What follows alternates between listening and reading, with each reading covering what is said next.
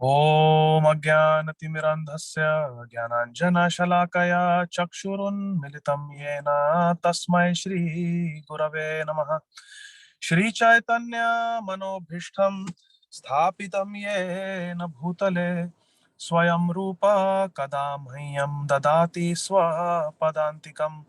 वन्देऽहं श्रीगुरुः श्रीयुतापदकमलं श्रीगुरून् वैष्णवांश्च श्रीरूपं साग्रजातां सहगणा रघुनाथान्वितं तं सजीवं साद्वैतं सावधूतं परिजनसहितं कृष्णचैतन्यदेवं श्रीराधा कृष्णपदान् सहगणा ललिता श्रीविशाखान्वितांश्च नमः। ओं विष्णुपादाय कृष्णप्रेष्ठाय भूतले श्रीमते भक्तिवेदांत स्वामिन् इति नामिने।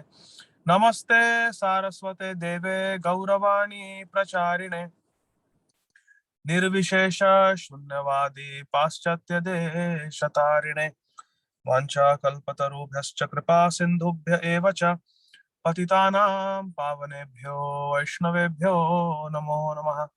नमो महावदान्याय कृष्ण प्रेम प्रदायते कृष्णाय कृष्ण चैतन्य नाम्ने गौरत्विषे नमः।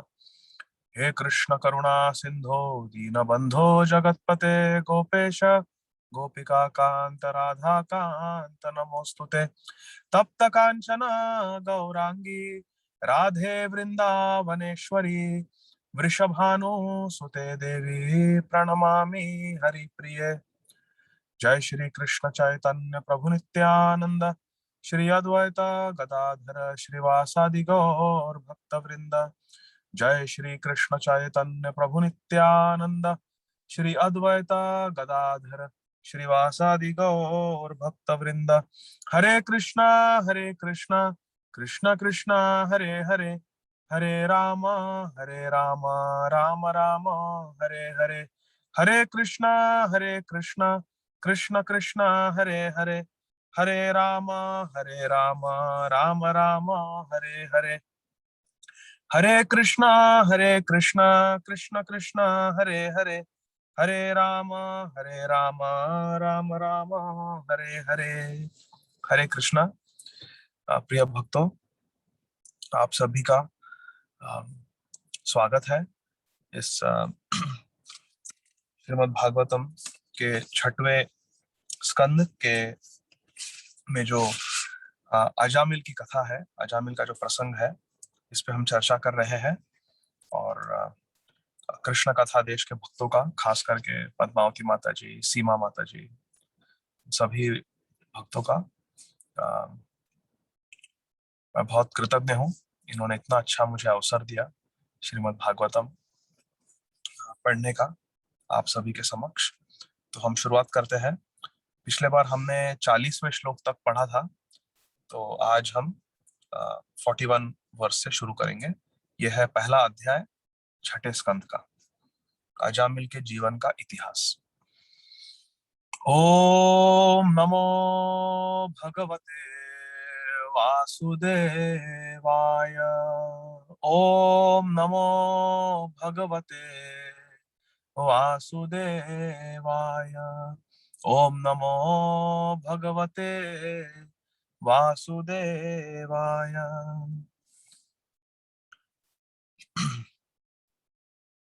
श्लोक क्रमांक 41।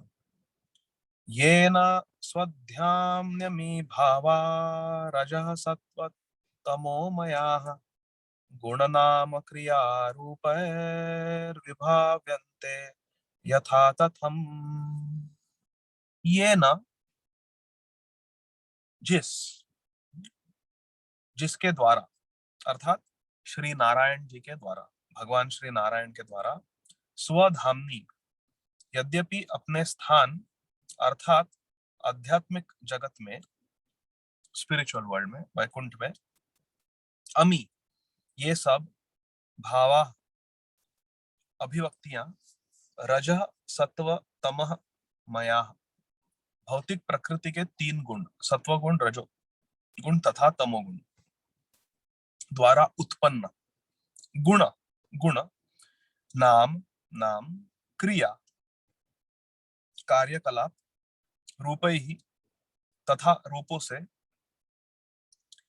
विभाव्यन्ते विविध रूप में प्रकट है यथा तथम सही सही। अनुवाद और तात्पर्य हमारे संस्थापकाचार्य परम आराध्य ओम विष्णुपाद परमहंस परिव्राजकाचार्य अष्टोत्तर शत श्री श्रीमद अभय चरणारविंद भक्ति वेदांत स्वामी महाराज श्रील प्रभुपाद जी द्वारा। श्रील प्रभुपाद की जय। हिंदी अनुवाद।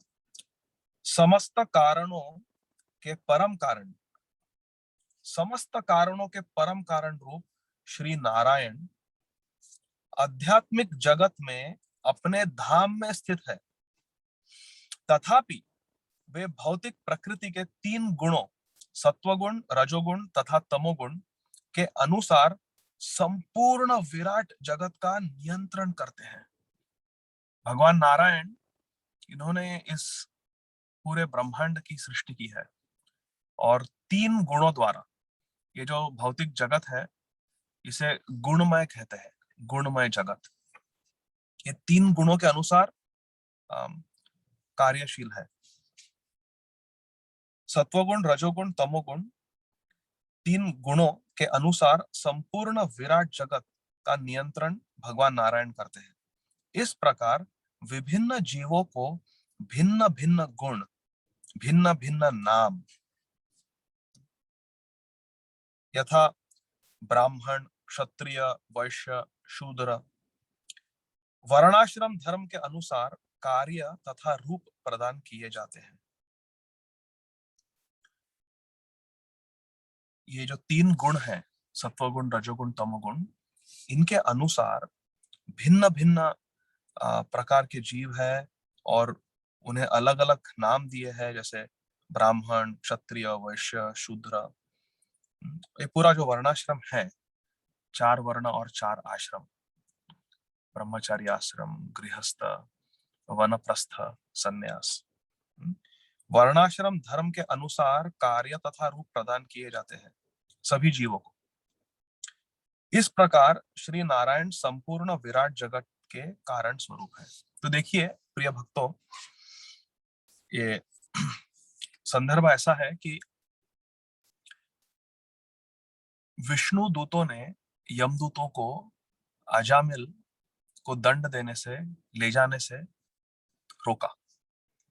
तो यमदूतों ने प्रश्न किया विष्णु दूतों से कि आप अत्यंत सुंदर हो, आप चारों बहुत दिव्य लगते हो, आप कौन हो और आप हमें क्यों रोक रहे हो? हम यमराज जी के सेवक हैं और यमराज जी के आदेश के अनुसार हम अजामिल को ले जाने के लिए आए हैं। ये बहुत पापी व्यक्ति है, बहुत इसने अधर्म किया है। तब विष्णुदूत हंसते हुए, मुस्कुराते हुए पूछते हैं यमदूतों से, अच्छा तुम स्वयं को यमराज जी के सेवक कहते हो, तो हमें कृपया बताइए कि धर्म क्या है, अधर्म क्या है, कौन से व्यक्ति दंडनीय है, कौन से व्यक्ति दंडनीय नहीं है? क्या सभी भौतिक जगत के लोग दंडनीय है? हमें जरा बताइए, धर्म का तत्व बताइए हमें। तो पिछले शनिवार को हमने देखा कि यमदूता उचुहु, यमदूतों ने उत्तर देना प्रारंभ किया 40वें श्लोक में और कहते हैं वेद प्रणिहितो धर्मो। धर्म क्या है आप पूछ रहे हो? धर्म क्या है? धर्म वो है जो वेदों में करने के लिए, कार्य करने के लिए बतलाया गया है। जैसा वेद कहते हैं वैसा यदि हम करेंगे तो उसे धर्म कहा जाता है, और यदि हम वेदों के विरुद्ध, शास्त्रों के विरुद्ध, धर्म के विरुद्ध आचरण करेंगे तो उसे अधर्म कहा गया है। ये हमने यमराज जी से स्वयं सुना है। अच्छा, तो जो वेद कहते हैं वो धर्म है। वेद क्या है? वेद प्रणीतो धर्मो अधर्मस्त विपर्यया वेदो नारायण साक्षात। वेद साक्षात नारायण है, क्योंकि नारायण जी का जो श्वास है वो वेद स्वरूप है। तो वेदो नारायण साक्षात स्वयंभूर श्रुम सुश्रुम। हमने सुना है स्वयंभू से, हमने सुना है ये यमराज जी से। वेदो नारायण साक्षात, और ये वेद जो है ये वेद स्वयंभू है, ये स्वतः जन्म हुए हैं, आत्मनिर्भर है। ये श्री नारायण जी के श्वास से प्रकट हुए हैं वेद। तो फिर प्रश्न उठता है, अच्छा ठीक है, धर्म वो है जो वेद कहते हैं, वेद भगवान नारायण जी से प्रकट हुए हैं, नारायण भगवान नारायण से अभिन्न है, तो नारायण कौन है? तो यहाँ पे कह रहे हैं ये न स्वधाम नयमीव भावा रज सत्व तमो मया गुण नाम क्रिया रूपैर विभाव्यन्ते यथा तथम। कि भगवान नारायण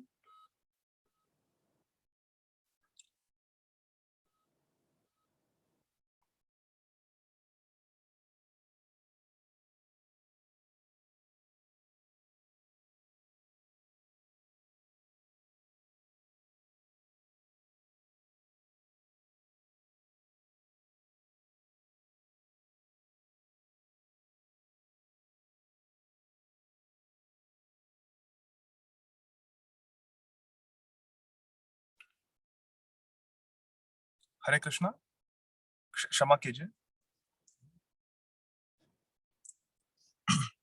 तो हरे कृष्णा, तो भगवान नारायण ये भगवान है और सारे सृष्टि के वे सम्राट है भगवान नारायण।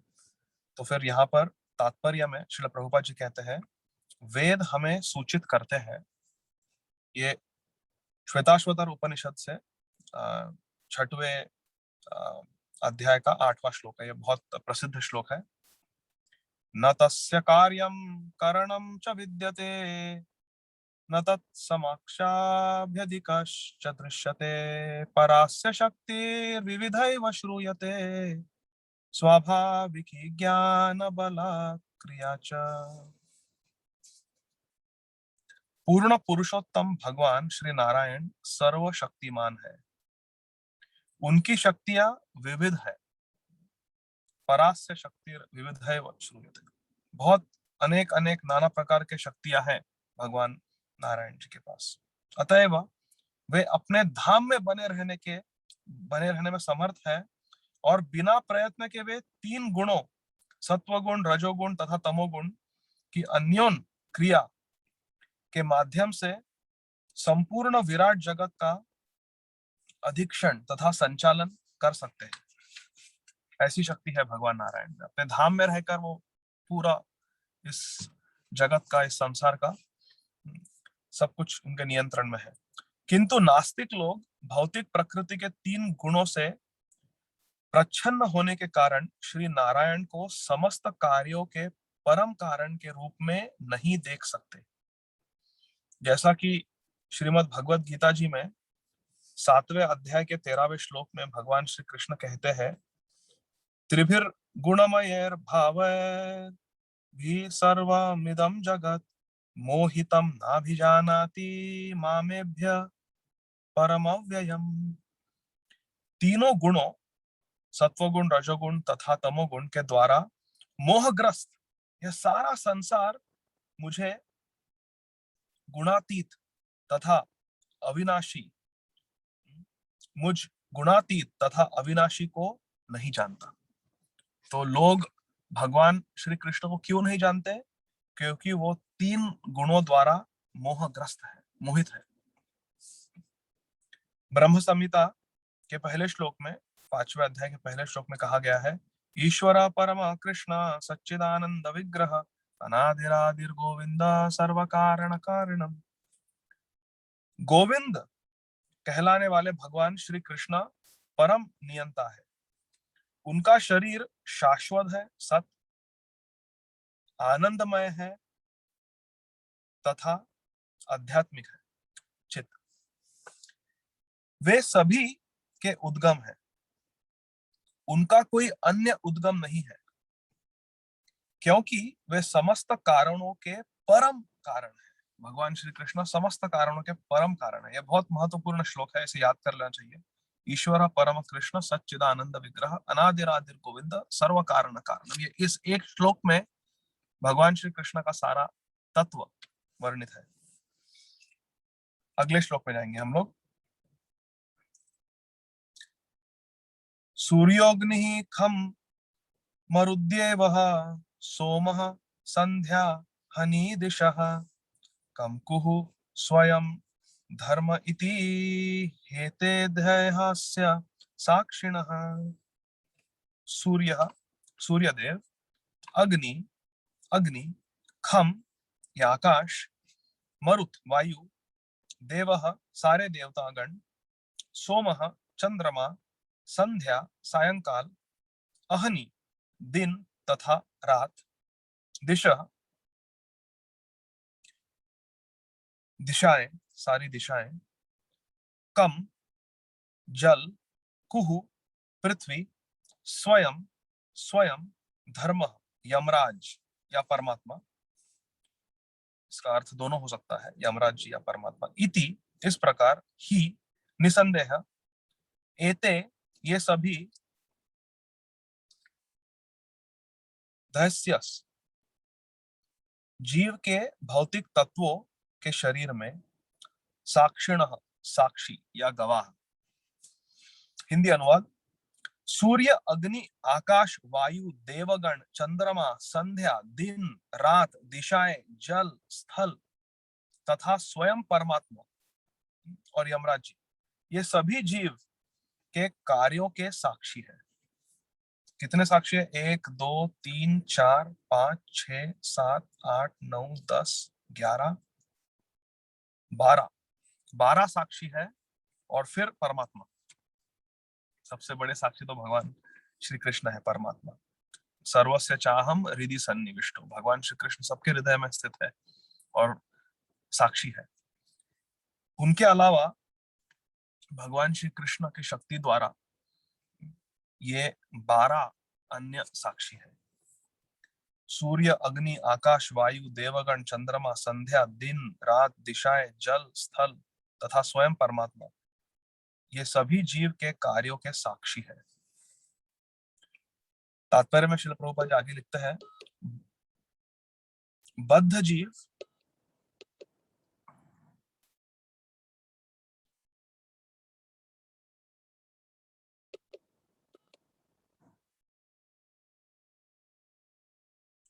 बद्ध जीव यह सोचता है कि वह चोरी छुपके कार्य कर रहा है और उसके पाप कर्मों को कोई नहीं देख सकता। किंतु शास्त्रों में हम यह समझ सकते हैं, शास्त्रों से हम यह समझ सकते हैं कि साक्षी अनेक है। अभी सोचिए इस पे, इतने सारे साक्षी है। पहला साक्षी लीजिए, सूर्यदेव। तो ऐसा नहीं समझना चाहिए कि केवल दिन में सूर्यदेव साक्षी है और सूर्यास्त के बाद रात को सूर्यदेव गवाही नहीं दे पाएंगे, साक्षी नहीं रह पाएंगे। ऐसा कभी सोचना नहीं चाहिए। सूर्यदेव हमारी दृष्टि में ना हो, लेकिन सूर्यदेव है। हमारे आंखों में जो दृष्टि है, जो आंखों में देखने की शक्ति है, वो भगवान सूर्य देते हैं।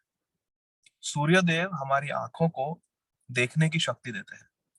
तो चाहे हम घर में सारे दरवाजे खिड़कियां बंद करके रहे, कोई सूर्य की किरणें, सूर्य का प्रकाश अंदर नहीं आता हो, तथा हम रात को सूर्यास्त के पश्चात अगर कुछ गलत आचरण करते हैं, तो हमें ऐसा नहीं सोचना चाहिए कि सूर्यदेव को पता नहीं लगता इसका। ऐसा नहीं है, क्योंकि हमारे जो आंखें हैं उनमें जो देखने की शक्ति है वो सूर्यदेव से आती है। तो चाहे हम किसी कमरे के अंदर या चाहे हम रात को जो कुछ करें, हमारे आंखों द्वारा जो भी देखा जाता है, अच्छे कार्य गलत कार्य, वो सब सूर्यदेव के किताब में, सूर्यदेव के रजिस्टर में रजिस्टर हो जाता है। क्योंकि वो आंखों में देखने की क्षमता सूर्यदेव देते हैं।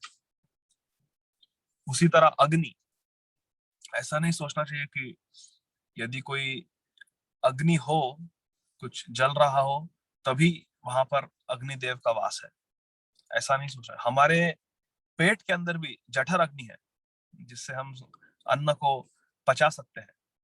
तो वो जो शक्ति है, जठर अग्नि जो है, वो भी अग्नि देवता की एक शक्ति है। तो हमारे अंदर अग्निदेव वास करते हैं, हमारे आंखों में सूर्य देव वास करते हैं। तो ये कोई साधारण व्यक्ति नहीं है, ये सारे देवतागण, इन्हें भगवान श्री कृष्ण ने बहुत शक्ति दे रखी है उनकी सेवा करने के लिए। वो कई सारे गवाह है, कई सारे साक्षी है, हम क्या कार्य करते हैं उसे देखने के लिए और उसकी सूची रखने के लिए। उसका एक पूरा रजिस्टर होता है। बद्ध जीव यह सोचता है कि वह चोरी चुप के कार्य कर रहा है और उसके पाप कर्म को कोई नहीं देख सकता, किंतु शास्त्रों से हम यह समझ सकते हैं कि साक्षी अनेक है, और ये सारे साक्षी बहुत समर्थ है, एकदम परफेक्ट है। सूर्य, अग्नि, आकाश, वायु, चंद्रमा, देवतागण, संध्या, दिन, रात, दिशाएं, जल, स्थल, हमारे शरीर में कितना जल है। तो हम इस शरीर से कोई भी गलत आचरण करते हैं, कोई भी पाप कर्म करते हैं, तो बहुत सारे साक्षी है। दिशाएं, दिशाएं तो है, वायु है, हमारे शरीर के अंदर वायु है, हमारे प्राण वायु है, हमारे शरीर में कितना सारा जल होता है, हमारे खून में जल है, तो जल भी साक्षी है। तो हम कहीं भी बच नहीं सकते। सारे दिशाओं से कैमरे लगे हैं, जैसे कि हमारे अंदर भी कैमरे हैं, हमारे मन में क्या चल रहा है।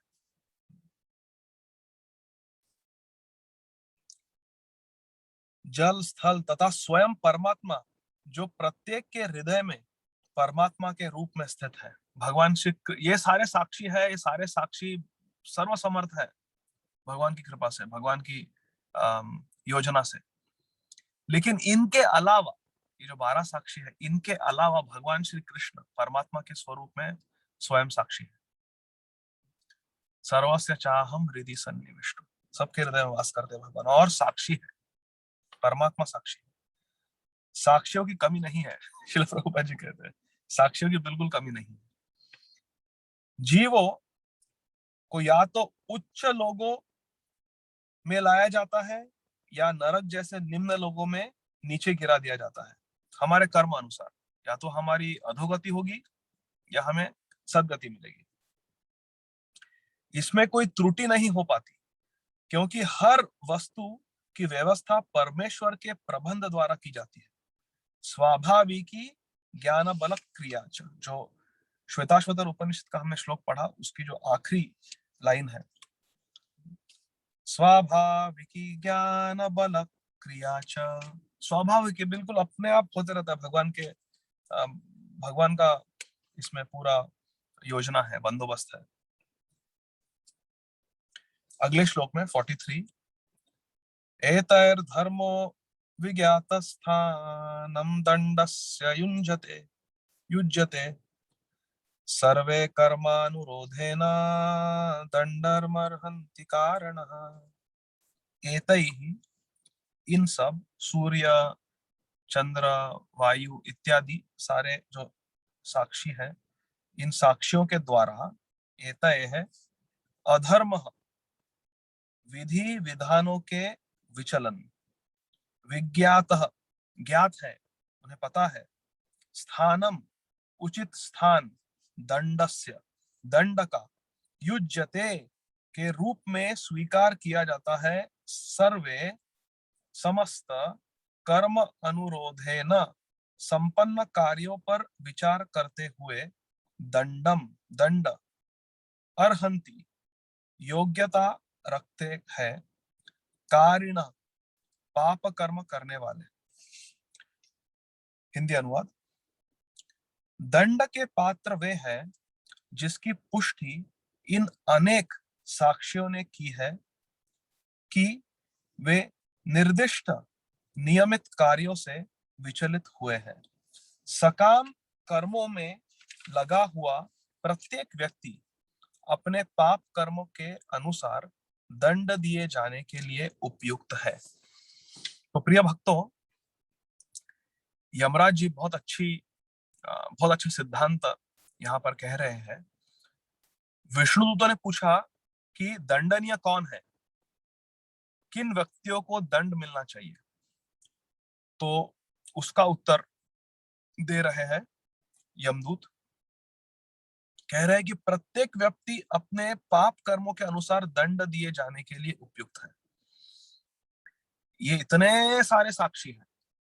आप अजामिल को दंड देने से रोक रहे हो, अजामिल को यमपुरी ले जाने से रोक रहे हो, लेकिन ये अजामिल बहुत अधार्मिक व्यक्ति है और इसके कई सारे साक्षी है, ऐसा कह रहे हैं यमदूत। तो इन साक्षियों द्वारा जब ऐसा लिखा जाता है कि ये व्यक्ति ने बहुत सारे अधर्म की है, बहुत सारा पाप किया है, तो उन पापों के अनुसार उस व्यक्ति को पाप कर्मों के अनुसार दंड दिया जाता है। तो पाप करेंगे तो दंड मिलेगा, पुण्य करेंगे तो भोग ऐश्वर्य मिलेगा। इसलिए हमें कभी पाप नहीं करना चाहिए। ऐसा कभी सोचना नहीं चाहिए कि मैं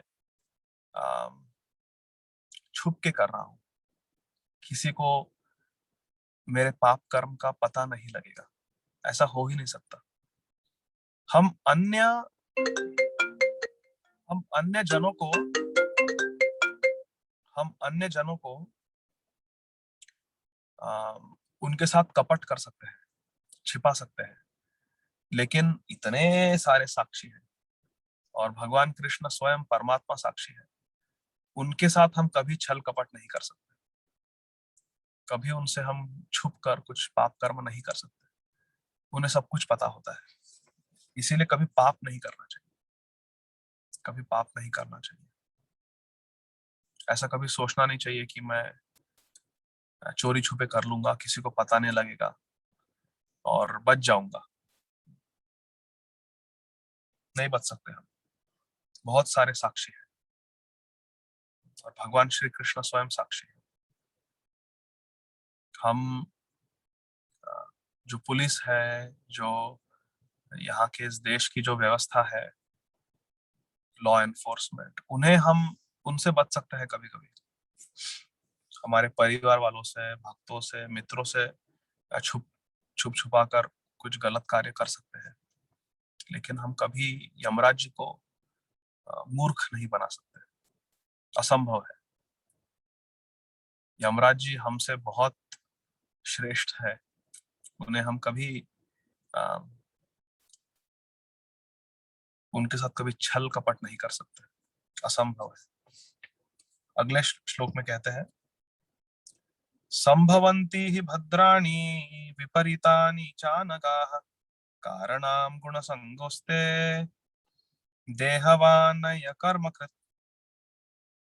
संभवन्ति है ही निसंदेह भद्राणि शुभ पवित्र कार्य, विपरीतानि बिल्कुल उल्टे अशुभ कार्य पाप कर्म, च भी अनघाः हे पाप रहित वैकुंठवासी हो, हे विष्णुदूतो, कारिणाम सकाम कार्यों का, गुण संगह प्रकृति के तीन गुणों का कलमश, अस्ति है देहवान इस भौतिक शरीर को स्वीकार करने वाला देहधारी, न नहीं ही निसंदेह अकर्मकृत कर्म किए बिना।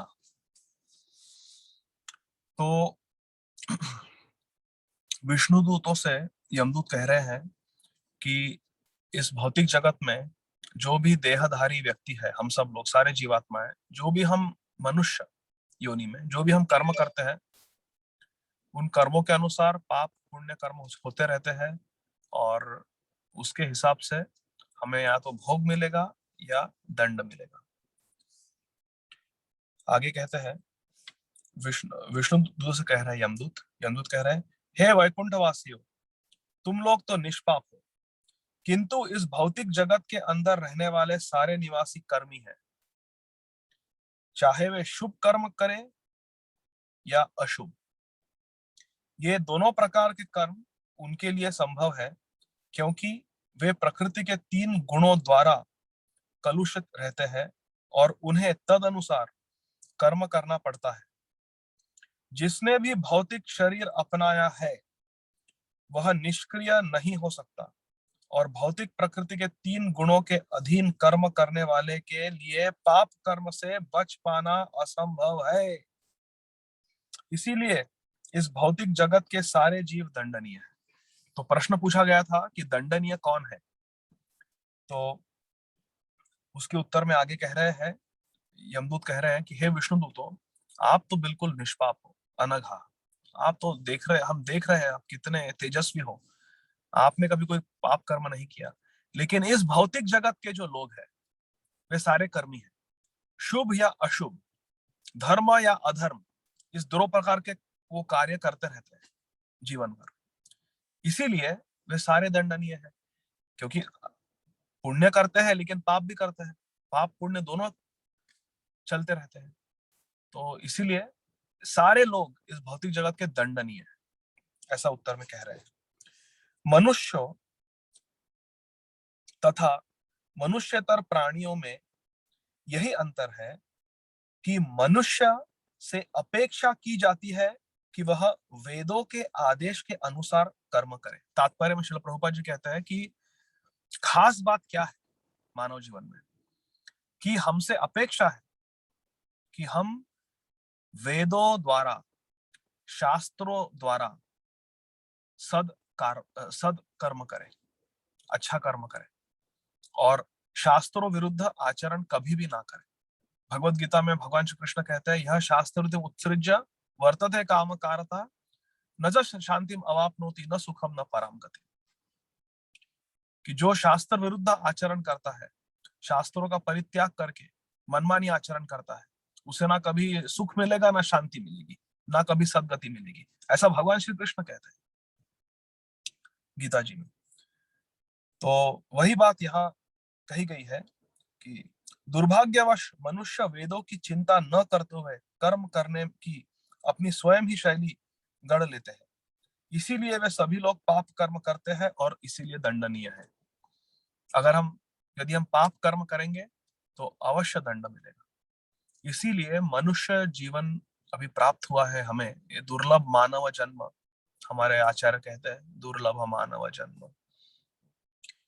तो हमें संसार के लोभ में नहीं पड़ना चाहिए, देखना चाहिए, शास्त्र पढ़ने चाहिए, गीता जी में, भागवत में क्या लिखा है, और उसके अनुसार आचार्यों ने दी गई शैली के अनुसार हमें आचरण करना है, हमारा जीवन व्यतीत करना है।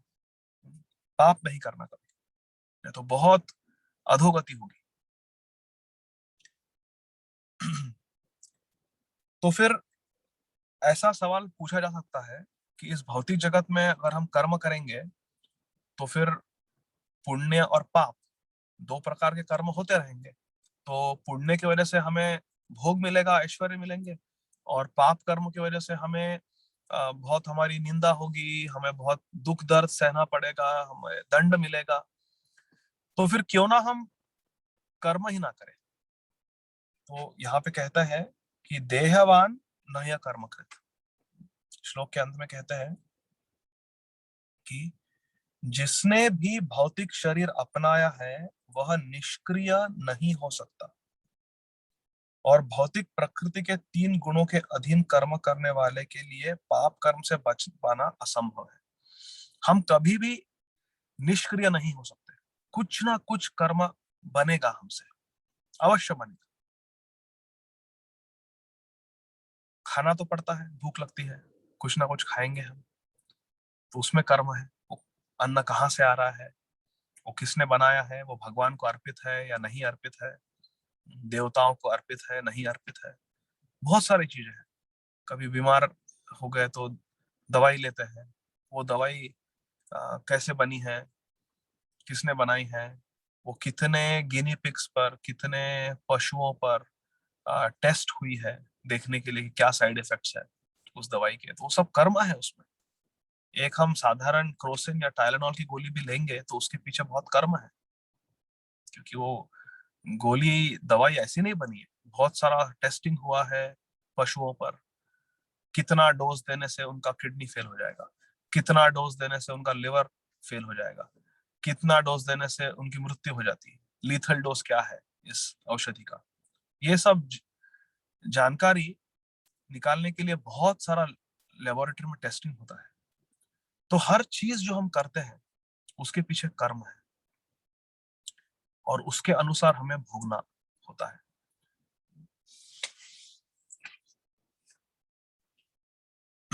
अगले श्लोक में कहा है, ये न यावन् यथा धर्मो धर्मो वेह समीहितः स एव तत्फलं भुङ्क्ते तथा तावद् मुत्र वै।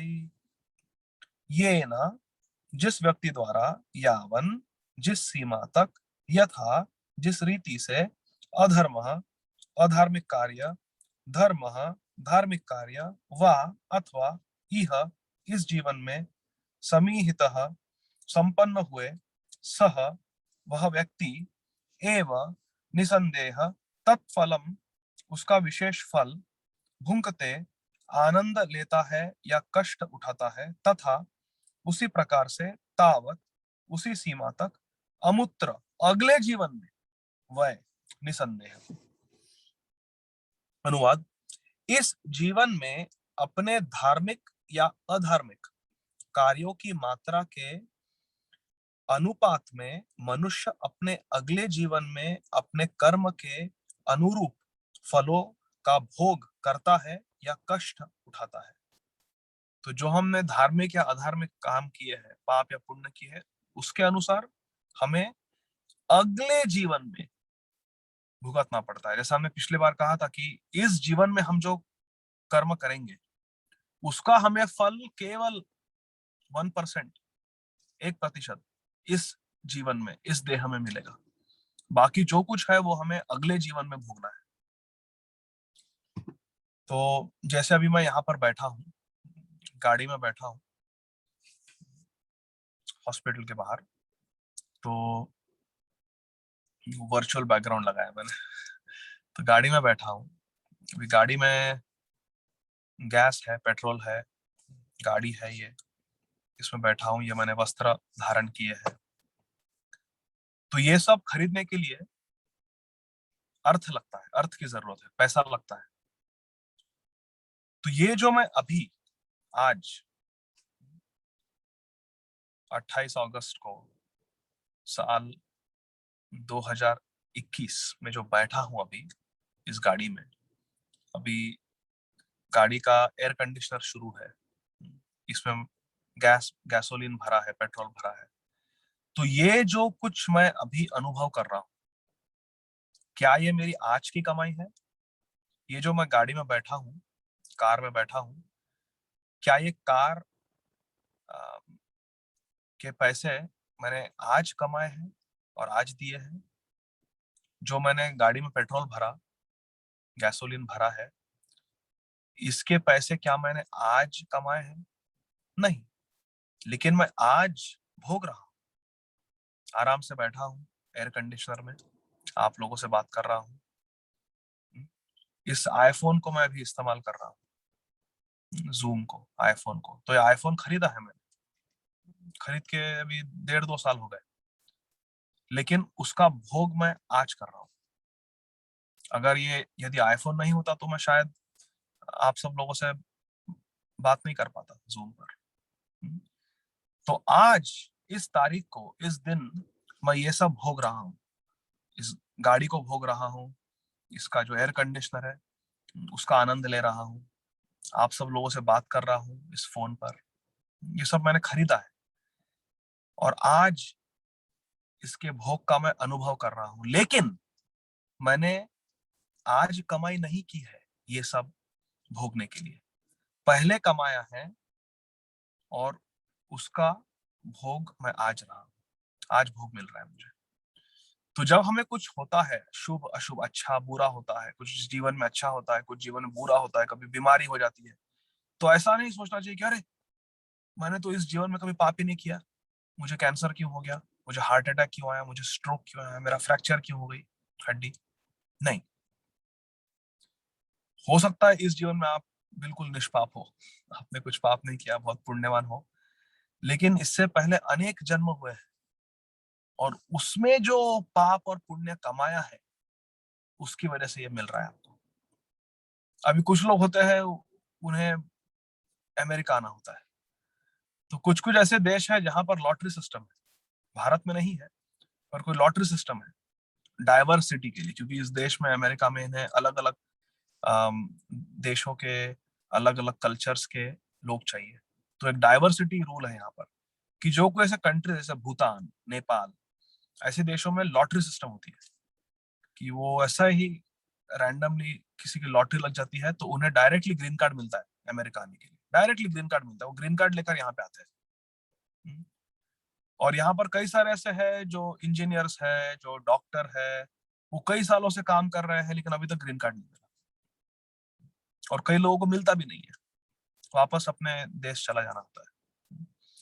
तो यदि कोई बहुत मटेरियलिस्टिक है और उन्हें चाहिए अमेरिका में ही रहना है, यहाँ पर मुझे बहुत भोगना है, बहुत आनंद लेना है इस देश का, तो उनके लिए तो उन्हें समझ में नहीं आया कि मैं इतना पढ़ा लिखा हूँ, मैं यहाँ पे टैक्सेस, इतने साल मैंने यहाँ पर टैक्स पे किया, 6 साल H1B पे था, यहाँ पर मैंने इतना टैक्स भरा, इतना कुछ किया, फिर भी मुझे ग्रीन कार्ड नहीं मिला।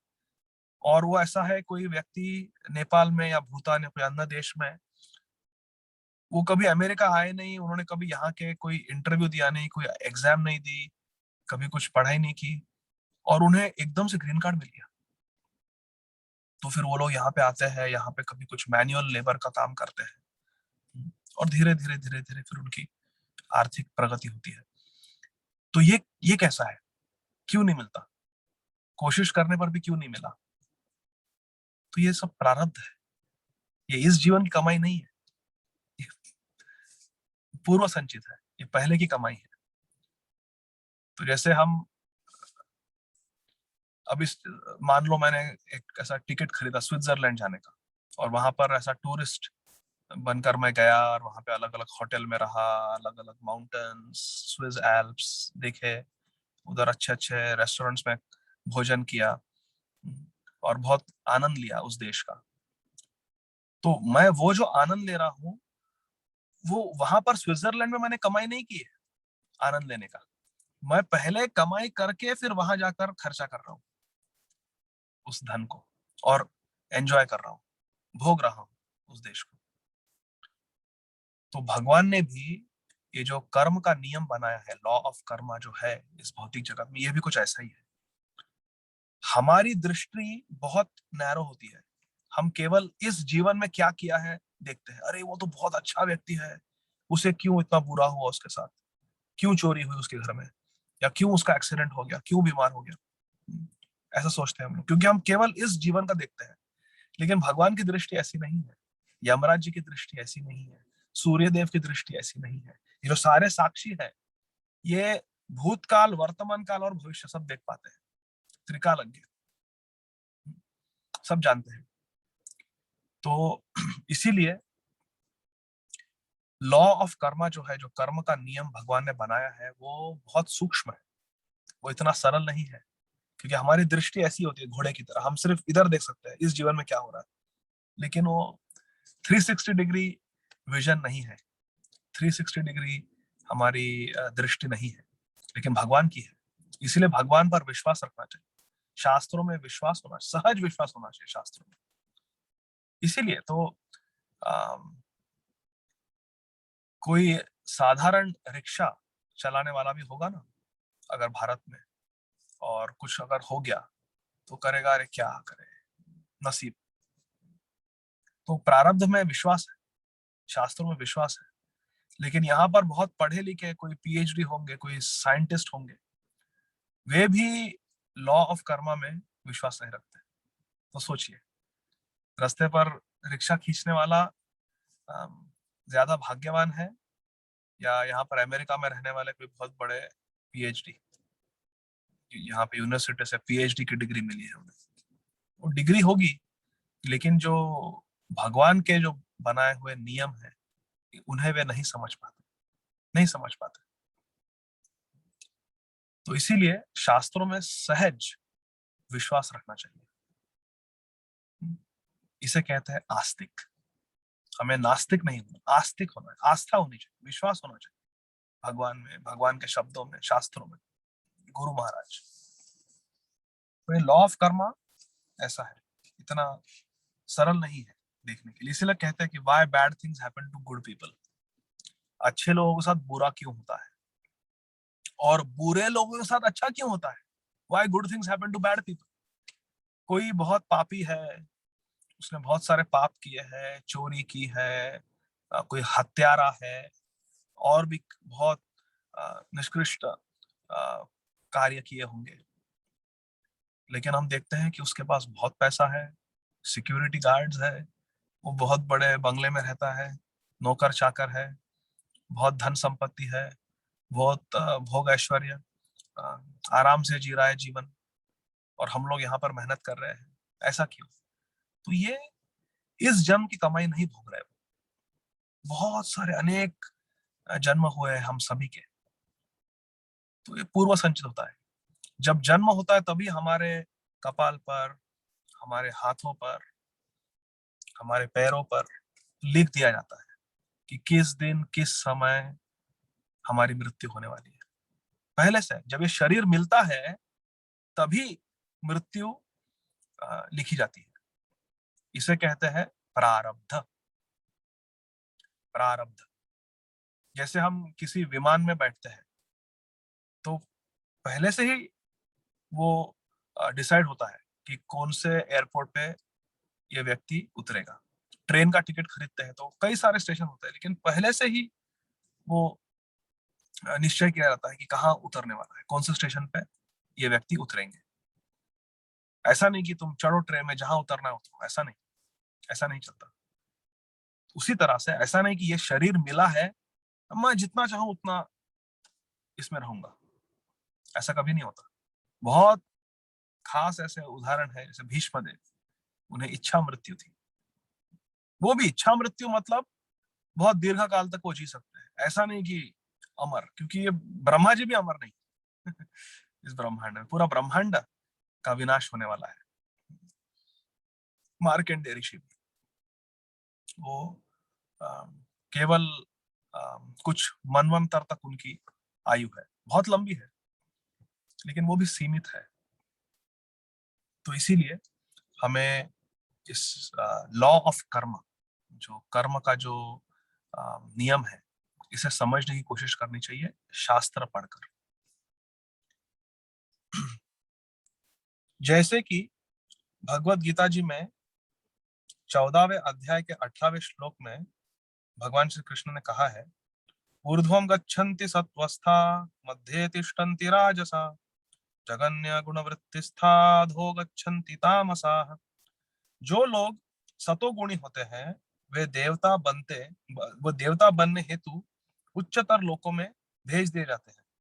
जो सामान्य हृदय से कर्म करते हैं वे इस मध्य लोक में रहते हैं, तथा जो अत्यंत घृणित पाप कर्म करते हैं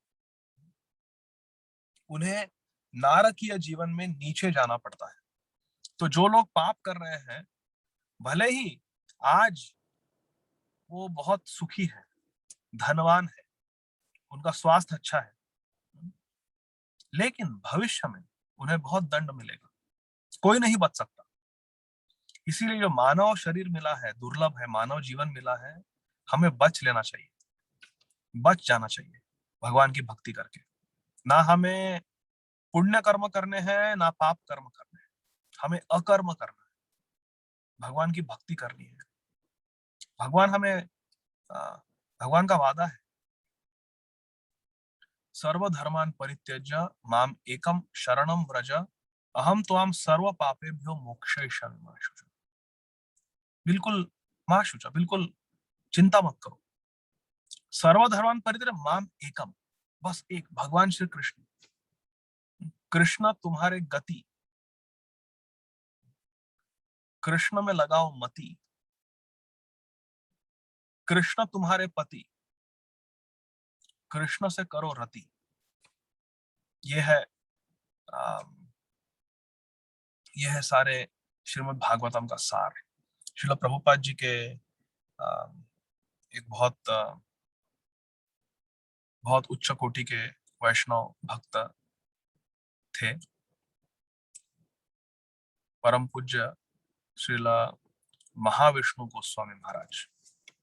बहुत ही श्रीमद् भागवतम के कई सारे प्रसंग उन्हें बिल्कुल कंठस्थ थे। श्रील महाविष्णु गोस्वामी महाराज बहुत उच्च कोटि के वैष्णव थे। तो वो एक बार मेरे ख्याल से बड़ौदा जा रहे थे ट्रेन से गुजरात,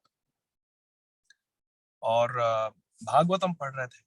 भागवतम से बहुत प्रेम था उन्हें, वहां पर कथा करने वाले थे, भागवतम पढ़ रहे थे। तो कई घंटे तक वो आराम से बैठकर भागवतम पढ़ रहे थे आनंद से। तो एक व्यक्ति बैठे थे उनके सामने, वो देख रहे थे कि ये सन्यासी है, घंटों घंटे भागवतम पढ़ रहे हैं। फिर दोनों का स्टेशन आया, तब उन्होंने भागवतम जी को संबंध किया, प्रणाम करके उसे अच्छे कवर में रख के अपने बैग में डाला। तब वो बोलने के लिए थोड़े फ्री थे। तब उन्हें जल्दी से प्रश्न किया एक व्यक्ति ने। वो व्यक्ति कोई भक्त नहीं थे, ऐसी को पैसेंजर थे, साथ में जा रहे थे ट्रेन में। उन्होंने पूछा कि स्वामी जी, अभी ट्रेन स्टेशन आ गया है, अभी हम बस 1 ही मिनट में उतरने वाले हैं, हमें एकदम 1-2 लाइन में बताइए ये पूरे श्रीमद् भागवतम, पूरे ग्रंथराज श्रीमद् भागवतम का सार क्या है, बताइए क्या है इसका सार, एक श्लोक में बताइए। तो उन्होंने श्रील महाविष्णु गोस्वामी महाराज जी ने बिल्कुल ऐसा कह दिया। तत्काल उनके मुख कमल से शब्द निकले, कृष्ण तुम्हारे पति, कृष्ण में लगाओ मति, कृष्ण तुम्हारे गति, और प्रार्थना करो कि कृष्ण से हो जाए रति। यह सार है भागवतम का। कृष्ण तुम्हारे पति, कृष्ण तुम्हारी गति, कृष्ण में लगाओ मति, ऐसा। तो ये मानव जीवन मिला है हमें, कभी पाप नहीं करना चाहिए। परस्त्री संग, मांसाहार, नशापान, जुआ खेलना, वैष्णव अपराध करना, लोगों को त्रास देना, लोगों को दुख देना नहीं देना चाहिए। ये दुखालयम अशाश्वतम है, ये भौतिक जगत दुखालय है, यहाँ पर वैसे बहुत दुख है। तो लोगों को आनंद देना चाहिए, लोगों को सुख देना चाहिए, दान के द्वारा, मीठे शब्द बोलकर लोगों को सुख देना चाहिए, आनंद देना चाहिए, प्रयास करना चाहिए, परोपकार करना चाहिए। सबसे बड़ा परोपकार है लोगों को भगवान श्री कृष्ण की याद दिला देना, लोगों को भगवान श्री कृष्ण के भजन में लगा देना। ये सबसे बड़ा परोपकार है। तो ऐसे अच्छे कर्म करने चाहिए, इससे भगवान को बहुत आनंद मिलता है। जब देखते हैं कि इस भौतिक जगत में वैसे ही इतना दुख है और ये मेरा भक्त है, ये लोगों को सुख देना चाहता है, लोगों को सुखी करना चाहता है, तो हमारी चेष्टा देखकर भगवान को बहुत प्रसन्नता होती है। और यदि भगवान श्री कृष्ण हमसे प्रसन्न हो जाए तो हमारा जीवन सार्थक है, हमारा जीवन यशस्वी हो गया। तो ऐसा, यहाँ पर हम अभी कथा को विराम देंगे, और भगवान ने चाहा 45 श्लोक तक पढ़ा है हमने। अगले श्लोक से अगर भगवान ने चाहा तो अगले शनिवार को हम शेष कथा आगे कहेंगे। जगत गुरु श्रील प्रभुपाद की जय। निताई गौर प्रेमानंदी, हरि हरि बोल। Thank you very much. Hare Krishna, बहुत बहुत धन्यवाद। यदि किसी को कोई प्रश्न हो तो आप कृपया हाथ उठाइए, मैं 1 मिनट थोड़ा, आप अनम्यूट कर सकते हो। मीनू भारत माता जी और फिर तुषार प्रभु, आप पूछ सकते हैं। हरे कृष्ण। हरे कृष्ण प्रभु जी, दंडवत प्रणाम। दंडवत प्रणाम। हरे कृष्ण प्रभु जी। प्रभु जी, जैसे आपने बताया ये करना होता है, कब भगवान के ऊपर छोड़ देते हैं प्रारब्ध, मतलब मैं हमेशा प्रारब्ध के कॉन्सेप्ट में कंफ्यूज रहती हूँ। तो ये भी वो बोलते हैं ना कि जो भी प्रारब्ध में है वो आएगा ही। तो कब हमें कैसे पता चलेगा कि कब छोड़ना है भगवान के ऊपर कि चलो जो भी प्रारब्ध में है वो वैसे वैसे ही होगा, और कब हमें अपना हार्ड वर्क करना है और ये सब। तो इसको कैसे समझे प्रभु जी? हरे कृष्ण। हमें धर्म के अनुसार कर्म करना है। ये जो शरीर मिला है, इस शरीर को बचाने की चेष्टा करना, ये हमारा धर्म है। जैसे श्रीमद् भागवतम में वर्णन आता है, आपने पढ़ा होगा, दशम स्कंद में, जब कंस अपनी बहन देवकी को जान से मारना चाहता था, तब वसुदेव महाराज जी ने उनसे याचना की कि अपने बहन को मत मारो, तुम्हें डर है इसके 8वें पुत्र का, मैं तुम्हें वादा करता हूं कि इसका 8वां पुत्र स्वयं मैं तुम्हें सौंप दूंगा लाकर, फिर तुम्हें जो करना है करो, लेकिन अपने बहन को मत मारो, स्त्री हत्या मत करो। तो उन्होंने बहुत प्रयत्न किए, वसुदेव महाराज जी ने युक्ति से, अपनी बुद्धि का इस्तेमाल करके उन्होंने पूरी कोशिश की अपने धर्म पत्नी के जीवन की रक्षा करने, और वो सफल हो गए, यशस्वी हो गए। अभी वही वसुदेव महाराज और वही देवकी रानी, जब उन्हें 6 पुत्र हुए, उन्होंने प्रयत्न किया लेकिन वो यशस्वी नहीं हुए, वो सफल नहीं हुए। कंस ने सारे 6 पुत्रों को मार दिया उनके सामने। तो इससे क्या हमें सीख मिलती है कि प्रारब्ध तो है, लेकिन प्रारब्ध क्या है वो हमें नहीं पता, क्योंकि हम सर्वज्ञ नहीं है। केवल भगवान को पता है क्या प्रारब्ध है और क्या प्रारब्ध नहीं है। हमें नहीं पता कि डेस्टिनी क्या है और फ्री विल क्या है, नहीं पता। इसीलिए हमें केवल शास्त्र के अनुसार, धर्म के अनुसार चेष्टा करनी है, कार्य करने है, और ये जो शरीर मिला है इसे बचाने का हमें प्रयास करना है। जैसा वसुदेव महाराज ने प्रयास किया, कभी सफलता मिलेगी, क्योंकि देवकी के का प्रारब्ध नहीं था उस वक्त कंस के हाथ से मारे जाने का। तो वसुदेव महाराज सफल हो गए। वो जो 6 पुत्र थे वो श्रापित थे कि उन्हें जन्म लेना होगा धरती पर, और उन्हें जन्म के पश्चात तुरंत मुक्ति मिल जाएगी।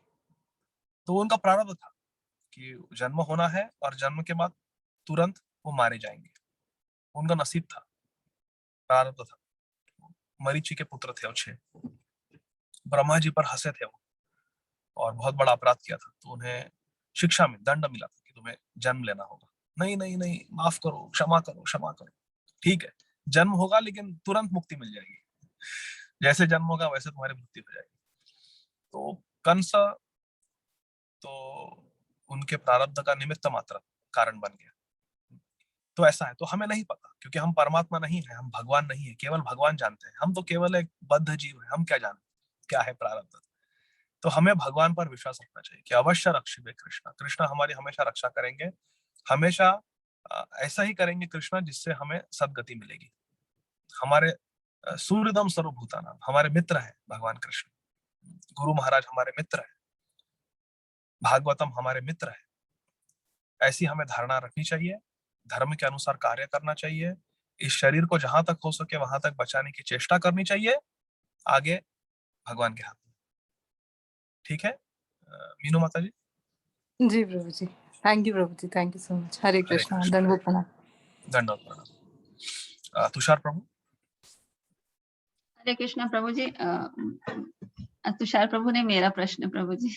जी शिवा माता जी, बहुत हरे सुंदर कृष्ण। कथा, बहुत सुंदर। प्रभु जी मेरा एक क्वेश्चन ये है कि कोई एक है, she is a elderly lady, she is 80 plus, तो she has got some disease कि उनके चेहरे के बोन्स ना वो मेल्ट होते जा रहे हैं, इन्फेक्शन से, डिजीज से। So she is in severe pain, but उनके जो बच्चे बहुत सेवा कर रहे हैं प्रभु जी, तो बट डॉक्टर सेड कि आप उनकी ग्राफ्टिंग करो या उनका पूरा फेस सर्जरी करो and till neck and everything, then she can survive some many more years. But बाकी ये भी होता है कि नहीं, उनको इतना पेन में क्यों डालना। तो मेरा बस ये प्रश्न था प्रभु की, जो बच्चे हैं वो पाप कर रहे हैं या पुण्य कर रहे हैं, क्योंकि they are seeing their mother in that pain and they are thinking also कि अब उनको और पेन में क्यों डालना। तो दिस इज व्हाट कर्मा प्रभु जी। हरे कृष्णा, धन्यवाद, प्रणाम। हरे कृष्ण। यहाँ पर थोड़ा एजुकेशन की जरूरत है, क्योंकि इसमें कर्म का इतना सवाल नहीं है, इसमें एजुकेशन की सवाल है कि क्या होता है। क्योंकि हम अपने माता पिता से प्रेम करते हैं, स्नेह करते हैं, तो हम हमेशा चाहते हैं कि वो जितना हो सके उतना लंबा जिए। लेकिन मेडिकल फ्यूटिलिटी भी कोई चीज है, मेडिकल फ्यूटिलिटी, कि ये जो मेडिकल साइंस है और जो दवाई, चिकित्सा, सर्जरी इत्यादि है, इनके भी कुछ लिमिटेशंस है। ये कोई बिल्कुल परफेक्ट नहीं है। डॉक्टर कोई भगवान धन्वंतरी नहीं है। तो अभी ऐसा है कि अस्पताल में मृत्यु का दूसरे नंबर का कारण है मेडिकल एरर्स, डॉक्टर्स द्वारा या मेडिकल स्टाफ द्वारा किए गए गलतियां। ये second commonest cause of morbidity and mortality in hospitalised patients, medical errors. तो हर एक ट्रीटमेंट के साइड इफेक्ट्स होते हैं, और थोड़ा एजुकेट डॉक्टर से डिस्कस करके बच्चों को, अपने आप को थोड़ा सा एजुकेट कर लेना चाहिए कि क्या रीजनेबल है और क्या अनरीजनेबल है, क्या रिकमेंडेड है, क्या नॉट रिकमेंडेड है, क्या योग्य है, क्या अयोग्य है। क्योंकि मेडिकल फ्यूटिलिटी भी कोई चीज होती है। आफ्टर अ सर्टेन पॉइंट कभी कभी हमें just we have to let nature take its course। मैं नहीं कह रहा हूँ कि इस केस में भी, इस केस का मुझे कुछ पता नहीं एग्जैक्टली क्या डायग्नोसिस है और कितना क्या इन्फेक्शन है, कितना सीवियर है, कितना percent of the face is affected, मुझे मेडिकली उसका नहीं पता। पर मैं एक प्रिंसिपल की बात कर रहा हूँ कि थोड़ा इसमें एजुकेशन की जरूरत है, ताकि बच्चे अपने माता पिता के लिए करेक्ट डिसीजन, योग्य डिसीजन ले पाए, योग्य निर्णय ले पाए।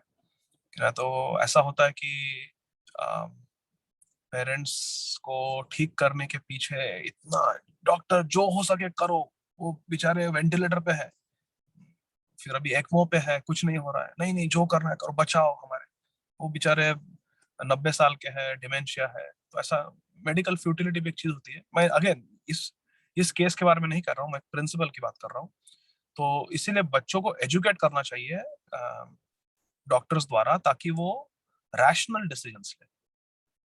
बिकॉज ये बहुत बड़ी जिम्मेदारी है ना, to become a medical surrogate or to be a medical power of attorney to make decisions for someone else, for our loved ones, parents के लिए। तो ये बहुत बड़ी जिम्मेदारी है। तो अच्छे से समझ लेना चाहिए, सुलझ जाना चाहिए, और फिर डिसीजंस लेने चाहिए कि what is in the best interest of the patient, not what I want, what is best for the patient. Patient के लिए सबसे योग्य चीज क्या है, ऐसा विचार करना चाहिए बच्चों ने। तो ये तो मतलब एजुकेशन या अविद्या की बात है सीमा माता जी। बच्चों को अच्छे से एजुकेट होना चाहिए, ताकि वो अपने पेरेंट्स के लिए अच्छा निर्णय ले सके, अच्छा डिसीजन ले सके, योग्य डिसीजन ले सके। पर यदि फिर भी वो कुछ ऐसा डिसीजन ले लेते हैं और जिसकी वजह से फिर पेशेंट का नुकसान होता है या पेशेंट का भला होता है, तो हमें तो ये सोचना पड़ेगा कि अभी ये तो प्रारब्ध ही था, क्योंकि क्या कर सकते हैं। ये तो इंस्ट्रूमेंट्स होते हैं, निमित्त मात्र होते हैं अपने प्रारब्ध के। सब अपना अपना कर्म का हम भोगते हैं, अपना कर्म हमें ही भोगना पड़ता है। माना तो आचिले पूर्व संचित अकेले, तया सारी के भोगड़े प्राप्त झाले। गोस्वामी तुलसीदास जी भी कहते हैं रामचरितमानस में कि निज कर्म कृत भ्राता, कि अपना जो कर्म है वो सब हम खुद भोगते हैं, कोई और नहीं जिम्मेदार।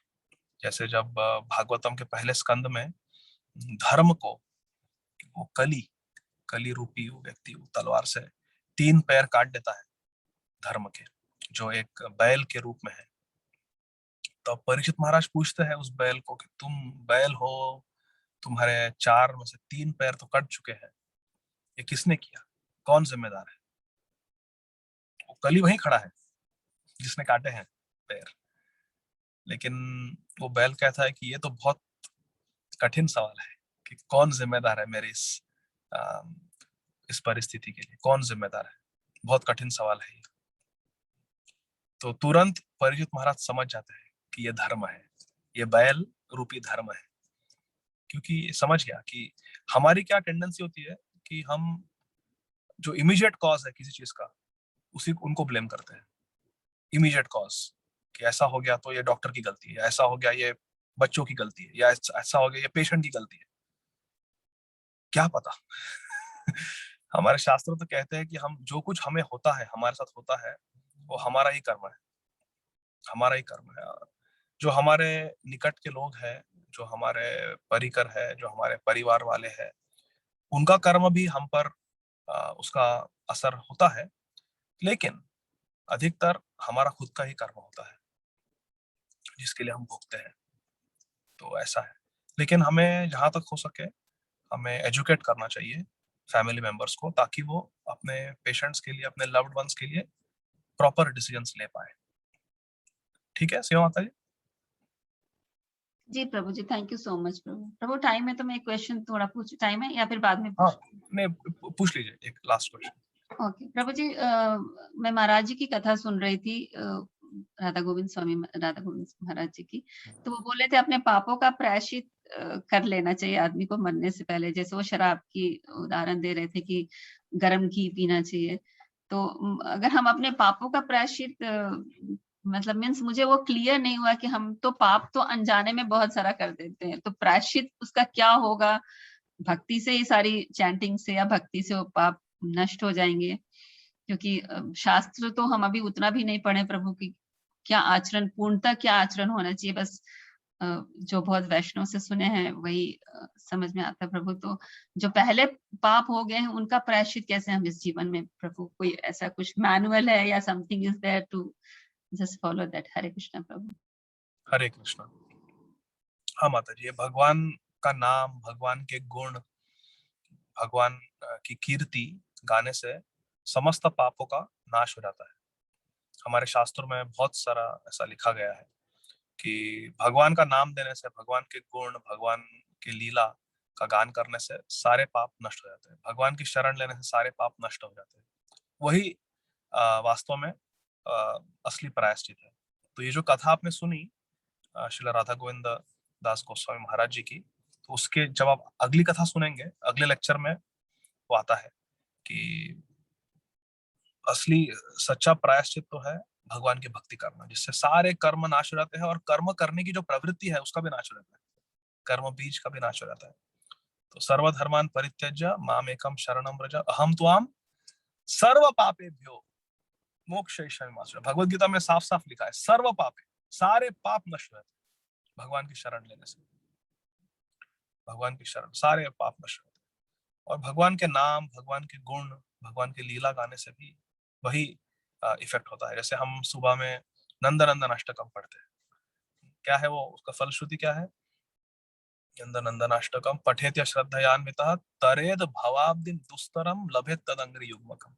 ये जो पूरा भव सागर, जो पापों का सागर है, उसके पार हम तर जाएंगे और भगवान श्री कृष्ण के पद कमलों की हमें प्राप्ति हो जाएगी।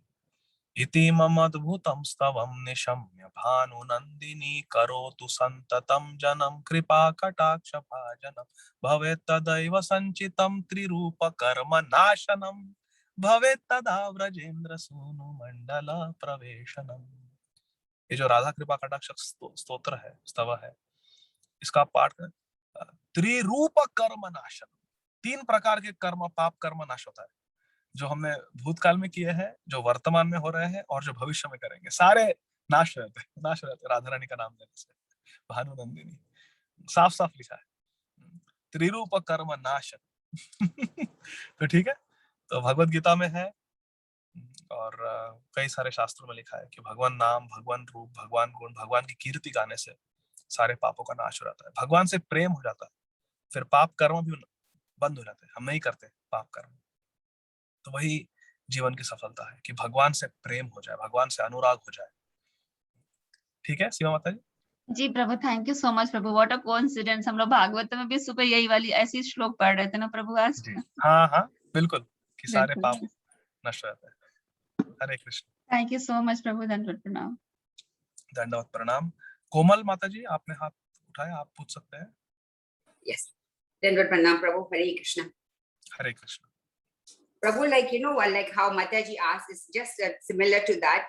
Okay, like how she said unknowingly, but sometime earlier in our life when we were not in bhakti and all, knowingly we did all things and all, and we thought we are being smart. And like how you say, okay, he did for me, so I did that, or whatever in the business, or many things in your life. You think like I acted too smart to get myself big. But now when you realize, you feel how stupid you were. But you know all what you did it and all. So even that karmas will go back to, with the bhakti, or you have to pay for it. If we genuinely repent that what Yes. we did was wrong and we don't Yes. repeat it, Yes. and we take to Krishna consciousness, we surrender to Krishna and we try our best to develop love for Radha and Krishna as devotees, we have nothing to worry. We have nothing to worry. No amount of sins can touch us if we take shelter of Krishna. And there are so many examples, so many verses. It's all over the scriptures. In Chaitanya Bhagavat, there is a story of Jagai Madai. The same Yamaraj, Dharmaraj, about whom we are reading in Srimad Yes. Bhagavatam now. That same Yamaraj, he faints, he becomes unconscious because he sees that these two men, Jagai and Madai, they had committed every possible type of sin. And within a matter of minutes, just by participating in Sri Chaitanya Mahaprabhu's singing of Hare Krishna Mahamantra, Nam Sankirtan, and giving a promise that now we will never perform any sins, we will never break the regulative principles, and we will serve the Vaishnavas. Mahaprabhu destroyed all their sins in front of everyone, and they became very pure, effulgent. Mahaprabhu took all their sins and destroyed them because he is Bhagwan. He can do that. He took care of it. All their sins were gone, finished. It was like a huge Mount Everest of documents detailing all the sins that they had performed. And it was as if Mahaprabhu and Nityananda just took gasoline and a matchstick and bhasma. They just burnt the whole mountain of sinful reactions to ashes. Finished. Completely pure. They became pure. There are so many examples. Valmiki, his name was Ratnakar. He was a dacoit. By chanting the name of Ram, rivers, Mara, Mara, Mara, Mara, Mara, Mara, Mara, Mara, he became a Maharshi, a great Rishi. So there are so many examples. Every saint has a past and every sinner has a future, it is said. Hare Krishna. So we have nothing to fear. If we repent genuinely, Hare what I Krishna. did was wrong, we don't repeat it, and we take to Krishna consciousness seriously, we have nothing to fear. Krishna's promise is there. Sarva dharman parityaja mamekam sharanam vraja aham tvam sarva papebhyo mokshayishyami ma suja. Okay? Okay, brother. Thank you. Hare Krishna. Thank you. Hare Krishna. So we'll stop here. Jagat Guru Srila Prabhupada ki jai. Granthara Srimad Bhagavatam ki jai. Thank you very much. Hare Krishna.